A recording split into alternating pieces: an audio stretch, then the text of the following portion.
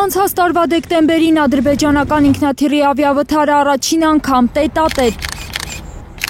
տեսախցիկների առաջ քննարկում են Ռուսաստանի ու Ադրբեջանի նախագահները։ Հետաքննությունն ավարտվում է եւ այժմ ընդհանուր առմամբ կարելի է խոսել այս աղետի պատճառների մասին։ Պուտինը, որից Ալիևը հրապարակային ներողություն էր պահանջել Ռուսաստանի երկնքում, ադրբեջանական կողմի պնդմամբ ռուսական հոպից խոցված ինքնաթիռի վթարի համար, ինքն է առաջարկել միանգամից անցնել բուն խնդրին։ Մեր հանդիպումը կցանկանայի սկսել առավել զգայուն թեմայից, ավիացիոն ողբերգությունից, որը տեղի է ունեցել մեր երկնքում։ Դաշնության առաջնորդ Ալիևին հիշեցրել է, ինքը ներողություն է խնդրել, որ ադրբեջանական Ազալ ընկերության ինքնաթիռը իրենց երկնքում է խոցվել։ Բայց վստահեցրել է, որ ռուսական հոպը չէ 38 ուղևորների մահվան պատճառը։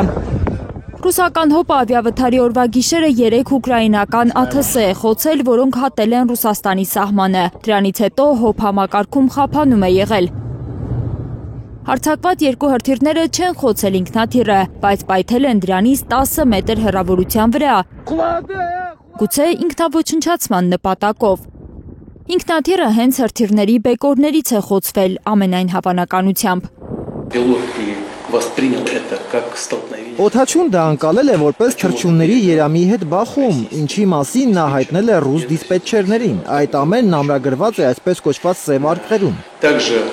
Նրան նաև առաջարկվել է, եւ դա նույնպես սև արկղերում կա, լավ լսելի է, վայրեջք կատարել Մախաչկալայում, բայց նա որոշել է վերադառնալ բազավորման օդանավակայան, իսկ հետո Ղազախստան։ Այնուամենայնիվ, փաստը մնում է փաստ։ Պուտինը խոստացել է, որ Ռուսաստան իրավական գնահատական կտա Ազալ ինքնաթիռի կործանման հետ կապված պաշտոնյաների գործողություններին։ Բայց խնդրին վերջակետ դնելու համար դեռ ժամանակ է պետք։ Наш долг, повторяю еще раз, и мы с вами с самого начала об этом договаривались. Մեր պարտքն է, կրկնում եմ եւս մեկ անգամ, եւ ես եւ դուք հենց սկզբից պայմանավորվել ենք այդ մասին։ Требует определенного времени. Օբյեկտիվ գնահատական տալ այն ամենին, ինչ տեղի է ունեցել, եւ բացահայտել իրական պատճառները, բայց դա որոշակի ժամանակ է պահանջում։ В целом, в основном. Ավիավթարի վերջին մանրամասները հանդիպումից 2 օր առաջ է ճշտել Պուտինը, Ալիևին ասել է Ռուսաստանի նախագահը։ Պատճառները պարզ են դարձել տեղի ունեցածի մանրակրկիտ վերլուծությունից հետո։ Նա խոստացել է, որ Ռուսաստանը կփոխհատուցի, ինչպես ընդունված է այսպիսի ողբերգական իրավիճակներում։ Պուտինին ձեռքերը ծնկներին դրած լսող Ալիևը կարծես անակնկալի եկած շնորհակալություն է հայտնել ռուս գործընկերոջից մանրամասների համար։ Ուզում եմ շնորհակալություն հայտնել, որ դուք անձամբ եք այս իրավիճակը պահում ձեր վերահսկողության տակ։ Դուք անձամբ հետևում եք հետաքննության ընթացքին։ Կասկած չունեինք, որ ամեն ինչ օբյեկտիվորեն կբացահայտվի։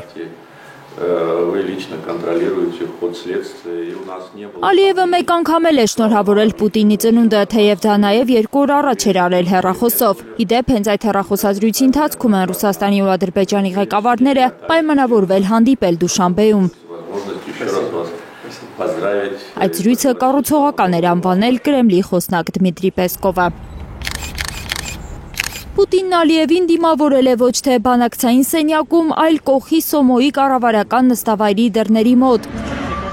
Այգին, որի միջով նստավայր են հասել Պուտինն ու Ալիևը, մրգերով ու բանջարեղենով են զարդարել։ Հավանաբար երկու ղեկավարների սրտերը ծանր բանակցություններից առաջ փափկեցնելու համար։ Հատկապես, որ Պուտինի ու Ալիևի ոչ պաշտոնական հանդիպումը Պեկինում այնքան էլ հաջող չէր եղել, նրանք գրեթե բառ չէին փոխանակել։